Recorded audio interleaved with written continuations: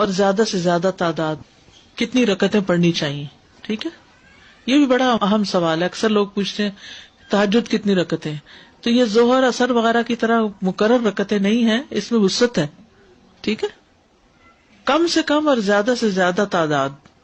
ابن عثیمین کہتے ہیں نبی صلی اللہ علیہ وسلم سے رات کی نماز کے متعلق سوال کیا گیا تو آپ نے فرمایا رات کی نماز 2 رکعت ہے، مثنا مثنا، اور آپ نے اس کو کسی تعداد کے ساتھ متعین نہیں کیا.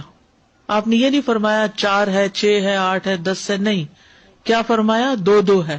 تو جب نبی صلی اللہ علیہ وسلم نے اس کے لیے کسی گنتی کو متعین کیے بغیر کیفیت کو واضح کر دیا تو اس سے معلوم ہوا کہ نماز کا معاملہ اس بارے میں وسعت رکھتا ہے، یعنی اس میں کافی گنجائش ہے. انسان 100 رکعتیں بھی پڑھ سکتا ہے اور 1 رکعت کے ساتھ اس کو وتر بنا سکتا ہے. تو اصل بات یہ کہ انسان جتنی طاقت پاتا ہے اتنی رکعتیں ادا کر لے. ٹھیک ہے.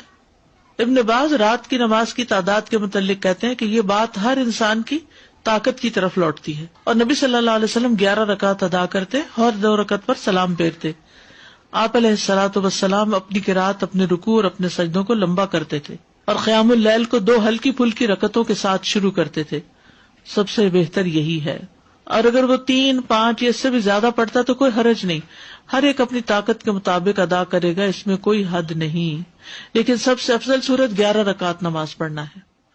8 تہجد.